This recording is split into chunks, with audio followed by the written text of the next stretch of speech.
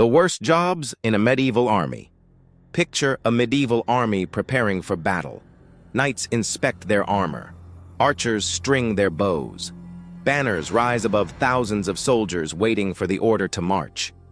Most people imagine the glory of medieval warfare. They picture heroic charges, famous commanders, and legendary victories. But armies could not function on heroes alone. For every knight riding into battle, there were dozens of ordinary people performing dangerous, filthy, and exhausting work that history rarely remembers. Some hauled supplies through freezing rain.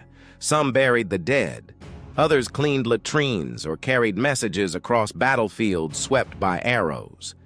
These were the jobs nobody wanted, yet every medieval army depended on them. Today, we explore the worst jobs in a medieval army and discover why survival often depended on the people farthest from the spotlight. Section 1. The Camp Latrine Diggers. If there was one task guaranteed to earn no admiration, it was digging the army's latrines.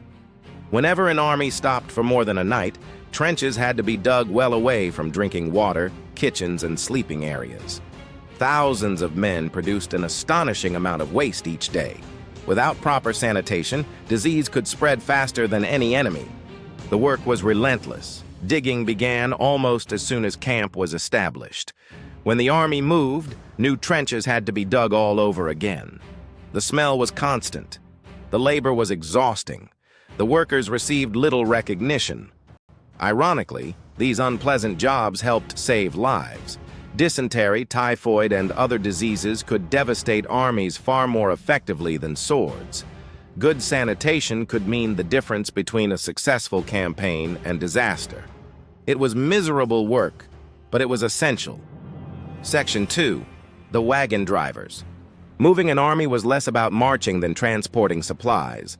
Every campaign depended on wagons carrying food, arrows, tents, tools, replacement weapons, spare horseshoes, and countless other necessities.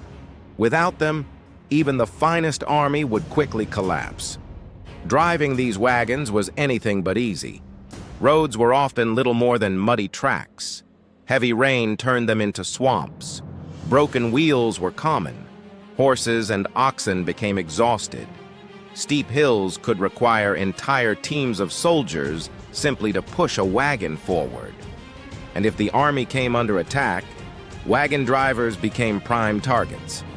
Losing supplies could end a campaign.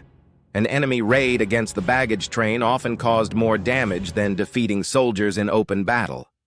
The drivers rarely fought glorious battles, yet they carried the burden of keeping everyone else alive. Section 3. The Military Cooks. Every soldier needed food. Preparing meals for hundreds, sometimes thousands, of hungry men was a daily challenge. Military cooks worked before sunrise and long after sunset. Their kitchens were simple fires beneath the open sky. Rain soaked the wood. Wind scattered the flames. Fresh ingredients spoiled quickly. Meat had to be salted or smoked. Grain had to last for weeks. Complaints were inevitable. If food ran short, the cooks were blamed. If meals were late, tempers flared. If disease spread through contaminated supplies, they found themselves caught in the middle of a crisis they often could not prevent. Yet feeding an army was as important as arming it. A hungry soldier fought poorly. Section 4. The Armor Repairers. A knight's armor was one of the most valuable possessions he owned. After every march and every battle, damaged armor needed repair. Dented helmets, broken straps, cracked rivets, bent mail rings, and damaged shields all demanded immediate attention. Armorers worked beside roaring forges wherever possible, often repairing equipment late into the night before the army marched again at dawn. The pressure was immense. A missed crack in a breastplate or a weak repair to a helmet might not become obvious until the next battle, when a weapon found exactly that weakness. The armorer's success was measured quietly. If everything worked, nobody noticed. If something failed, someone might never come home. Section 5. The Messengers. Before radios and telephones, Armies relied on human beings to carry information. Messengers galloped across battlefields carrying orders between commanders. Others traveled days through dangerous territory seeking reinforcements or reporting victories and defeats. The work demanded speed, courage, and an excellent memory. A messenger could not simply hide during battle. He had to ride directly through clouds of arrows, charging cavalry and confused infantry formations while trying to find exactly the right commander. Some never arrived. Others arrived too late. A delayed order could lose an entire battle. History remembers great generals, but many victories depended upon a single, exhausted rider delivering a message at precisely the right moment. Section 6. The Sappers. Some of the most dangerous work happened beneath the ground.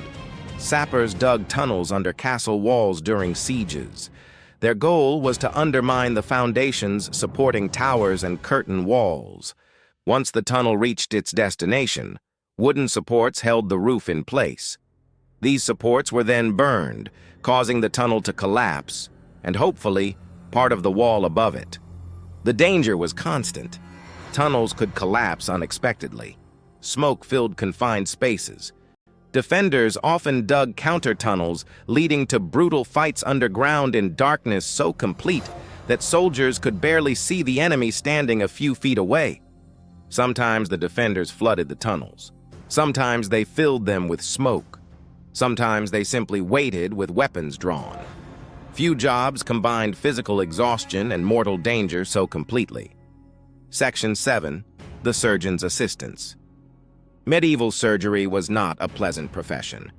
Yet assisting the surgeon could be even worse. These assistants restrained screaming patients during amputations. They cleaned blood from instruments. They carried buckets of water, gathered bandages, and helped move the wounded between makeshift treatment areas. After battles, the work became overwhelming. Hundreds of injured soldiers might arrive within hours. Many could not be saved. The assistants witnessed every injury firsthand: broken limbs, arrow wounds, sword cuts, crushed bones. There was little time to rest and little chance to recover emotionally before the next patient arrived. Their work offered no glory, only necessity. Section 8. The Grave Diggers. When the battle ended, another task began. Someone had to bury the dead. Sometimes local villagers were forced to help. Sometimes soldiers themselves performed the work. The scale could be staggering. Large battles left thousands of bodies scattered across fields. Horses lay beside their riders. Weapons, broken wagons, and abandoned equipment littered the landscape. The grave diggers worked among decay, disease, and grief. In some cases, they searched the fallen for identification or valuables before burial. In others, they dug enormous mass graves simply because there was no other practical solution. It was physically exhausting and emotionally draining. Yet without them, disease would spread and battlefields would remain places of horror long after the fighting had ended. Section 9.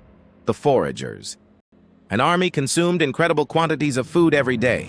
When supplies ran low, foraging parties ventured into the surrounding countryside to gather grain, livestock, firewood, and fresh water. This was dangerous work. Enemy scouts watched the countryside. Ambushes were common. Foragers often traveled in small groups far from the protection of the main army. Sometimes they returned with desperately needed supplies. Sometimes they never returned at all. Their success kept armies alive. Their failure could force an entire campaign to end. Conclusion. When we picture medieval warfare, we naturally focus on knights, castles, and famous battles. Yet armies survived because countless ordinary people performed extraordinary work under impossible conditions. They dug trenches no one wanted to see. They repaired armor through the night. They hauled wagons across impossible roads. They buried the dead after everyone else had left the battlefield. None of these jobs earned songs or monuments, but without them, medieval armies simply could not have fought. If you enjoy exploring the real history behind the Middle Ages, remember to like this video and subscribe to TorchLit History for more documentaries every week. Because history is not only shaped by the kings who gave the orders or the knights who charged into battle, it is also built by the forgotten people who did the hardest work and whose stories are only now beginning to be told.